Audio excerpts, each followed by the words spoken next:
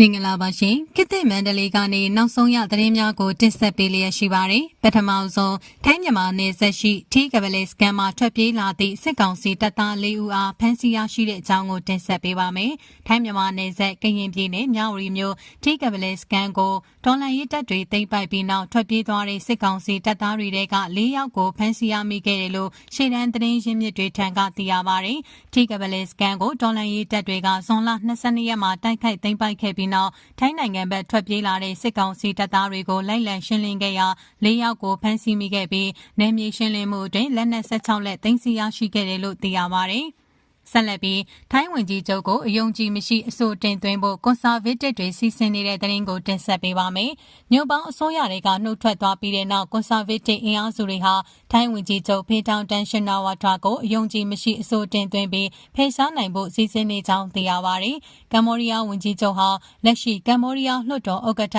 ဖြစ်သူဟွန်ဆန်နဲ့ဖုန်းဆက်ဆွေးနွေးမှုတစ်ခုမှာဖေထောင်တန်ကထိုင်းစစ်တပ်ကိုတိတ်ခါချပုတ်ခတ်တဲ့စကားမျိုးတွေပြောမိပြီးအဲ့ဒီဖုန်းပြောထားတဲ့အတန်းဖိုင်ကလူသိရှင်ကြားပေါက်ကြားလာခဲ့ပါတယ်။အဲ့ဒီဖြစ်ရဲ့အပြီးမှာတော့စစ်တပ်နဲ့နှိစက်တဲ့ကွန်ဆာဗေးတစ်အင်အားစုဝန်ချိုင်းထိုင်းပါတီဟာဖေထောင်တန်ရဲ့ဖြူတိုင်းပါတီဦးဆောင်နေတဲ့ညွန့်ပေါင်းအစိုးရကနေချက်ချင်းနှုတ်ထွက်သွားခဲ့ပါတယ်။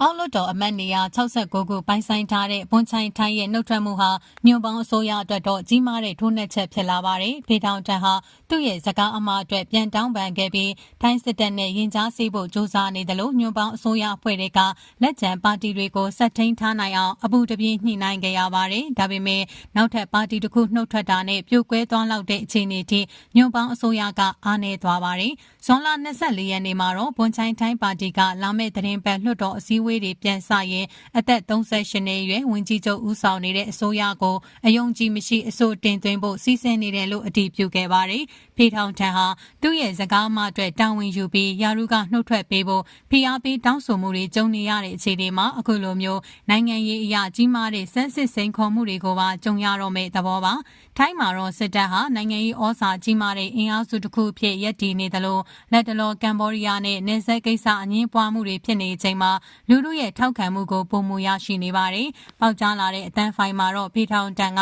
ထိုင်းစစ်တပ်ကိုသူ့ရဲ့စန့်ကျင်ဘက်အင်အားစုဆိုတာမျိုးသုံးနှုံထားတယ်လို့ကမ္ဘောဒီးယားနဲ့ထိစပ်ရာနယ်စပ်ဒေသတွေကိုတာဝန်ယူတဲ့စစ်ဒေသမှူးထိုင်းဗိုလ်ချုပ်တယောက်ကိုလည်းစော်ကားပုတ်ခတ်ထားခဲ့ပါတယ်။အခုကကိုစာဗေးတစ်တွေကဖေထောင်တန်ကိုအယုံကြည်မရှိဖေထောင်တန်ကိုအယုံကြည်မရှိအဆိုတင်ပြီးဖြုတ်ချဖို့စိုင်းပြင်းနေတယ်လို့ဇွန်လ28ရက်နေ့ကျရင်အစိုးရစန့်ကျင်ရေးအင်အားစုတွေကလည်းဖေထောင်တန်နှုတ်ထွက်ပြီးဆန္ဒပြတောင်းဆိုကြဖို့ပြင်ဆင်နေပါတယ်။ဝန်ချိုင်းထိုင်းပါတီကပေါက်ကြားလာတဲ့အတန်းဖိုင်ရဖေထောင်တန်ဝင်ကြီးချုပ်ဖြစ်ဆက်ရှိနေရင်ထိုင်းရဲ့အချုပ်ချာအာဏာနဲ့ခိုင်မာတည်တံ့မှုတွေအတွက်အနေရရှိလာနိုင်ကြောင်းဆွဆွဲပြီးညွန့်ပေါင်းအစိုးရကနေနှုတ်ထွက်သွားခဲ့တာဖြစ်ပါတယ်။ပါတီရဲ့ပြောရေးဆိုခွင့်ရအရာရှိဘွန်တီတာဆွန်ချိုင်းက